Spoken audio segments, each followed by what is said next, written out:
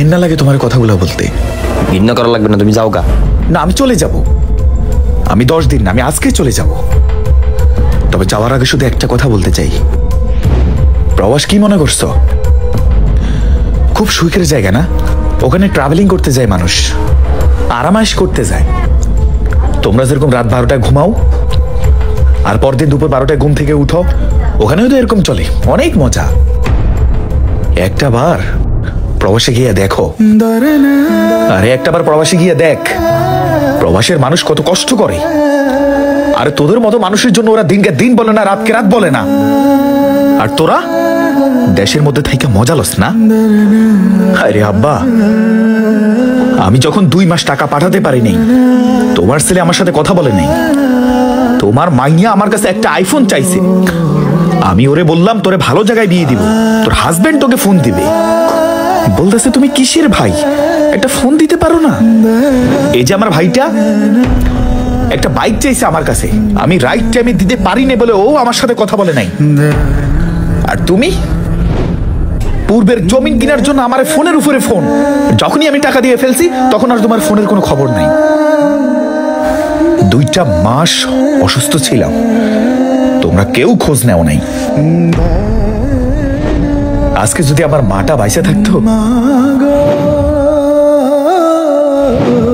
আজকের এই দিনটা দেখতে হইতো না আমার।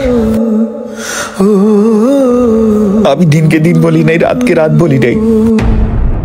শুধুমাত্র তোমাকে সুখের কথা চিন্তা করে আমি বিদেশের মাটিতে রয়ে গেছি। আরে প্রত্যেকটা বছর আমার ছুটি আছে, শুধুমাত্র তোমাদের কথা চিন্তা করে, বাড়ির কথা চিন্তা করে আমি ছুটি পর্যন্ত কাটাই নাই। আমার কি বয়স হয় নাই? হ্যাঁ, আমি মানলাম আমার বোনের বিয়ে দিতে হইব, তা আমার বিয়ে করা লাগবে না? শুধু তোমাদের কথাই চিন্তা করলা, আমার কথা একটা বারও চিন্তা করলা না। শুধু তুমি না, আমি বহু মানুষ দেখছি, আমার নিজের রুমমেটরে আমি দেখছি, ও টাকা পাঠালেই বাড়ি থেকে ফোন আসে, যেদিন টাকা পাঠায় না আর কোনো ফোন নাই। শুধু তোমরা আমাকে স্বার্থের ভালোবাসো, স্বার্থ শেষ আর ভালোবাসা পাই না তোমাদের কাছ থেকে। এমন কেন তোমরা? হ্যাঁ, আরে প্রবাসের বাড়িতে আমি অসুস্থ হইয়া পড়ছি, আমার একটা ড্যামেজ হয়ে গেছে। আমি এর চিকিৎসা করতে করতে আমি ঋণের নিচে পড়ে গেছি। আমি জানাইছি তোমাদেরকে? হ্যাঁ, তোরে জানাইছি? অথচ তোমাদের একটু জ্বর হলেই ফোন দিয়ে বলো যে টাকা লাগবে। জ্বরের খরচ কি 20,000 টাকা? হ্যাঁ, যে ছেলের জন্য আজকে তুমি আমাকে এত কথা বললা, আমি দেখব সেই ছেলে তোমার সাথে কি করে। প্রত্যেকটা মানুষ তার ভাইকে নিয়ে গর্ব করে, আর আমি আমার ভাইয়ের থেকে কষ্ট পাইছি, আমার বাবার থেকে কষ্ট পাইছি। প্রত্যেকটা ছেলে তার বাবাকে নিয়ে অনেক প্রশংসা করে, পোস্ট করে। তার গার্ডিয়ান, তার অভিভাবক, বাপ মায়ের পায়ের নিচে জান্নাত। আর আমি বাড়িতে এসে খালি হাতে ফিরে যাচ্ছি কেন? হ্যাঁ, তোমাদের কাছে কি আমার একটু মূল্য নাই? এ প্রবাসীরা কি মানুষ না? শুনো, বেশি কথা বাড়াবো না, আমার এই বাড়ি দরকার নেই। আল্লাহ যদি আমার নসিবে রাখে, বলছিলেন আমি আরো বড় বাড়ি বানাবো, আমি পারবো।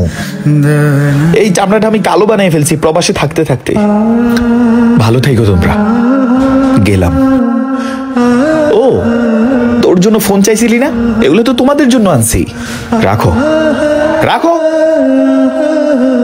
রাখো, এগুলা তোমাদের জন্য, এগুলো আনছি। রাগ করিস না। এই কথা বলবি না, রাখ এখানে, যাস রাখ। তোর ফোন চাইছিস না? এটার ভিতরে আইফোন আছে, তোমার জন্য লোশন আছে, নামাজের কাপড় আছে, লাইট আছে, ছোট বোনের মেকআপ আছে। ও ক্যাম্পাসে চাইছিল না, ওটাও আনছি। রাখো। আব্বা, ও চলে যাইতেছে, ওরা তাড়াতাড়ি ডাক দাও। ও চলে গেলে কিন্তু মাসে মাসে টাকা পাবে না। আর তুই ডাক দে। আমি ডাক দিলে আমার পিঠে পায়নি, তুমি ডাক দাও। হে রিফাত, রাগ করিস কেন? তো এদিকে আয়, শোন, আব্বার কাছে আয়। শোন, তুই আমার সন্তান, ও আমার সন্তান, তো রাগ করিস কেন? তুই আমার বড় ছেলে। তুই যেদিন করে দুনিয়ায় আইছিস, আমি কত খুশি হয়েছি। আজ তোর মায়ের কথা খুব মনে পড়ে। তুই কি সত্যিই চলে যাবি? কোনটা? তোমরা অনেক নাটক জানো, বাবা অনেক ভার। আমি যদি চলে যাই তাহলে তো আর টাকা পাঠাবো না, আর টাকা যদি না পাঠাই তাহলে তোমরা বিপদে পড়ে যাবে। এই জন্য এত দরদ দেখাচ্ছ? দরকার নেই, যা পাঠাইছি পাঠাইছি, 60 লক্ষ টাকার বাড়ি পর্যন্ত দিয়ে ফেলছি। আর কি চাও? হ্যাঁ, নিজেরে বিলাই দিব আমি, নিজেরে শেষ করে দিই, তোমরা আমার কবর দেবে ঘরের মধ্যে। ভালো থেকো। ভাইয়া ভাইয়া এটা লক বলে যাও। এই বেয়াদব। আমাদের সমাজে কিছু কিছু মানুষ এখন প্রবাসীদেরকে মানুষ মনে করে না, তারা প্রবাসীদেরকে টাকার মেশিন ছাড়া আর কিচ্ছুই ভাবে না। আর স্বার্থ শেষ হয়ে গেলে বাবা ছেলেকে ছেলে মনে করে না, ভাই ভাইকে ভাই মনে করে না। আর বেচারা প্রবাসী নিজের পরিবারের কথা চিন্তা করে নিজের তিল তিল করে শেষ করে দিছে প্রবাসী। এই 4 দিন রাতকে তোয়াক্কা না করে কাজ করেই যাচ্ছে শুধুমাত্র পরিবারকে ভালো রাখার জন্য। আপনার সন্তান প্রবাসী বলে আপনার স্বপ্ন পূরণ হচ্ছে, আপনার বিল্ডিং উঠছে। প্রবাসীরা তার পরিবারের কাছে কিচ্ছু চায় না, শুধু ভালোবাসাটুকু চায়। প্রবাসীদের ভালোবাসুন।